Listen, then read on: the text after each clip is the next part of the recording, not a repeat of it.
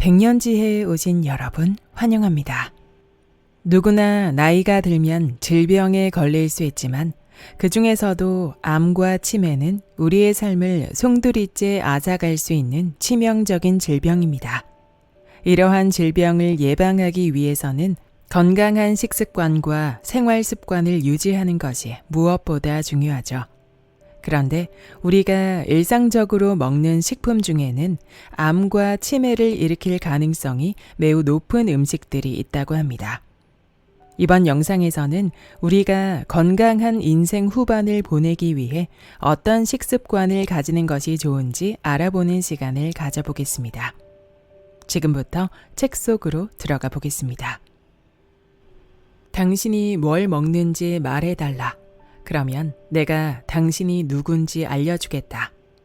프랑스의 법관이지만 미식가로 더 잘 알려진 장 안텔름 브리아 샤바랭의 말입니다.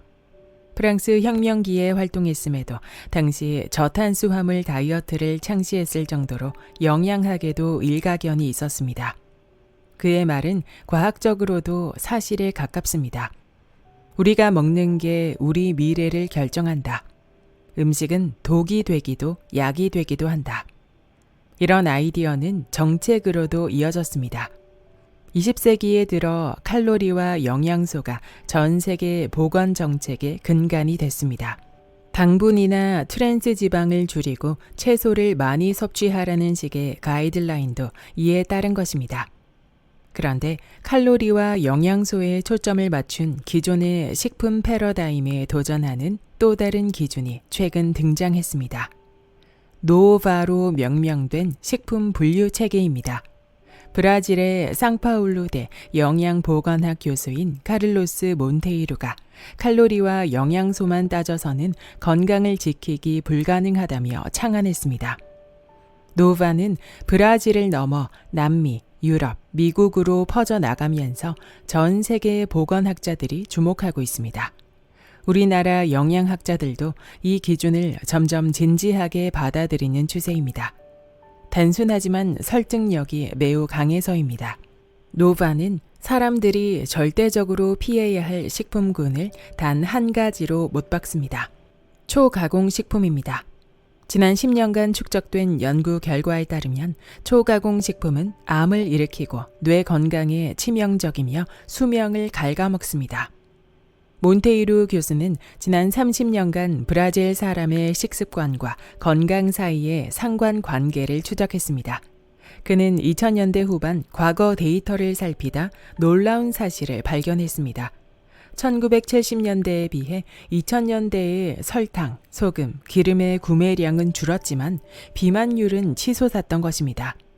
살을 찌게 하는 식품 없이 그들은 어떻게 비만에 이르게 됐을까요? 이유는 간단했습니다.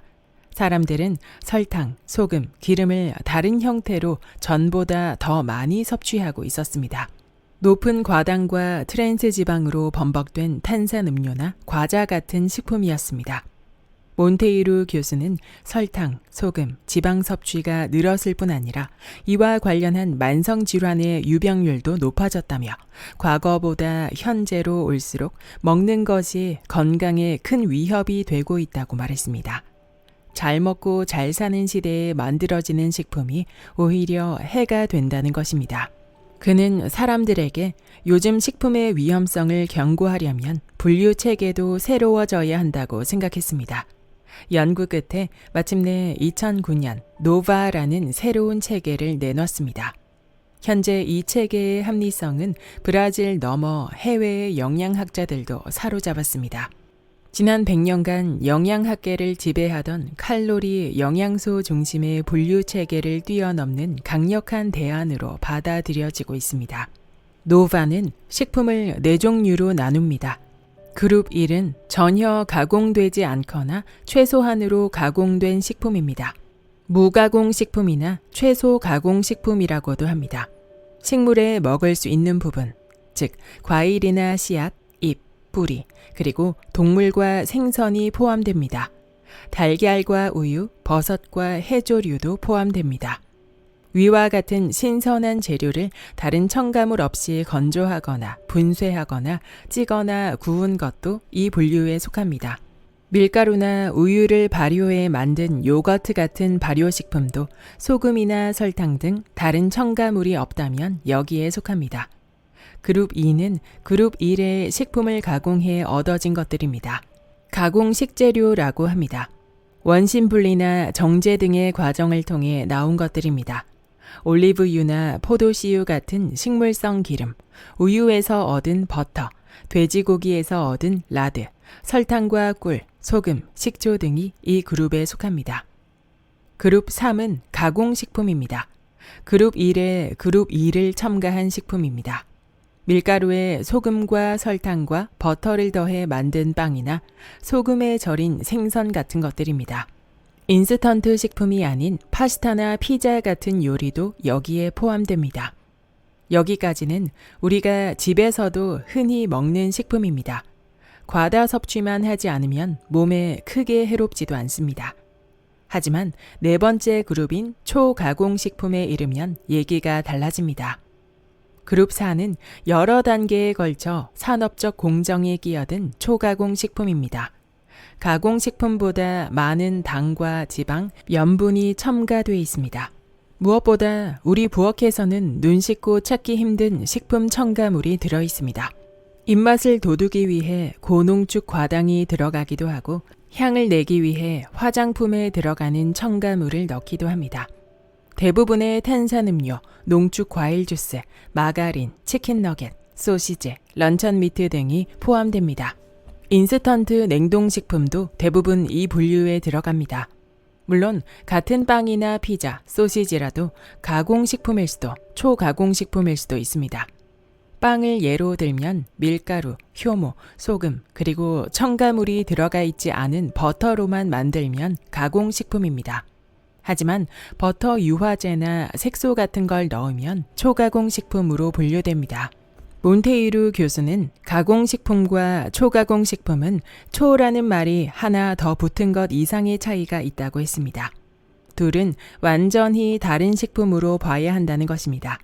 그는 예를 들어 가공식품인 딸기잼은 자연에서 온 원재료에 여느 부엌에도 있는 설탕을 더해 만든 것이지만 초가공식품은 자연이 아닌 공장에서 독점적으로 생산해 만든 식품 첨가물이 들어있다고 했습니다. 가공식품은 균형 잡힌 식단에 넣어도 되지만 초가공식품은 최대한 피해야 하는 식품이라는 뜻입니다. 노바가 나온 뒤 브라질은 2014년 정부의 가이드라인에 초가공식품 소비를 삼가라고 강력히 권고했습니다. 다른 남미 국가들도 이에 준하는 조치를 뒤이어 취했습니다. 프랑스 같은 유럽 국가도 이를 받아들여 초가공식품의 섭취를 줄일 것을 권장하고 있습니다. 초가공식품을 끊어야 된다는 건 알겠는데 건강한 식단은 뭐지? 하는 분들도 있을 것입니다. 전문가가 추천하는 건강식단의 종류는 매우 많지만 그중 연구로 건강 증진 효과가 증명된 두 가지 식단을 소개합니다.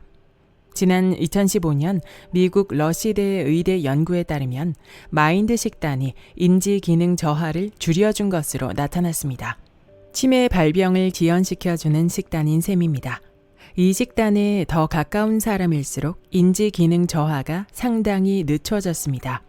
마인드 식단은 지중해식의 수축기 고혈압 조절 식단인 대쉬를 적절히 배합해 신경 발달 저하를 지연하려고 만든 식단입니다. 마인드 식단이 권장하는 식품은 우리가 흔히 아는 건강 식단과 큰 차이가 나진 않습니다. 채소, 베리, 견과류를 많이 먹고 단백질은 생선과 닭고기로 보충하라는 것입니다. 통곡물과 콩류도 충분히 섭취하는 게 좋다고 합니다. 눈에 띄는 건 올리브유가 주된 지방 섭취원이 돼야 한다는 것입니다. 그러니까 다른 기름, 특히 버터나 마가린 같은 동물성 지방보다 올리브유를 우선시하라는 것입니다. 붉은 육류나 튀긴 음식, 당이 잔뜩 들어간 달달한 식품은 되도록 피하는 게 좋습니다. 독특한 건 와인을 하루 딱 한 잔 마시는 걸 추천한다는 점입니다. 대신 하루 2잔 이상의 와인은 안 먹느니만 못하다고 했습니다. 10년간 마인드 식단을 잘 따르는 상위 3분의 1에 속한 사람은 하위 3분의 1에 속한 사람보다 나이가 7.5세 젊어진 효과를 얻었습니다. 식단과 수명 연장과의 상관관계를 탐구한 다른 연구도 있습니다. 노르웨이 베르겐대가 2022년 수행한 연구입니다. 여기서 식단에 따라 기대 수명을 10년 이상 늘릴 수 있는 것으로 나타났습니다. 20세의 적정 식단으로 바꾸면 수명이 최대 14.3년 늘고 60세부터 실천하더라도 8.8년 는다고 했습니다. 이 식단 역시 콩류, 통곡물, 견과류의 섭취를 강조하고 붉은 고기와 가공육을 줄이라고 권합니다. 위 식단을 종합하면 균형 잡힌 영양소를 고루 섭취하되 탄수화물은 통곡물 위주로, 단백질은 생선과 닭고기 위주로 하라는 걸 알 수 있습니다. 채소, 과일, 콩을 충분히 먹고 지방은 견과류나 건강한 식물성 기름으로 섭취하는 걸 원칙으로 합니다. 다만 햄이나 소시지, 붉은 고기는 피하고 당이 많이 들어간 음료수나 사탕은 되도록 먹지 않는 걸 권장합니다. 특히 초가공식품은 무조건 피해야겠습니다. 내 몸을 지키는 건강한 식습관을 통해 건강 수명을 더욱 늘려나가시길 소망합니다. 끝까지 들어주신 여러분 감사합니다.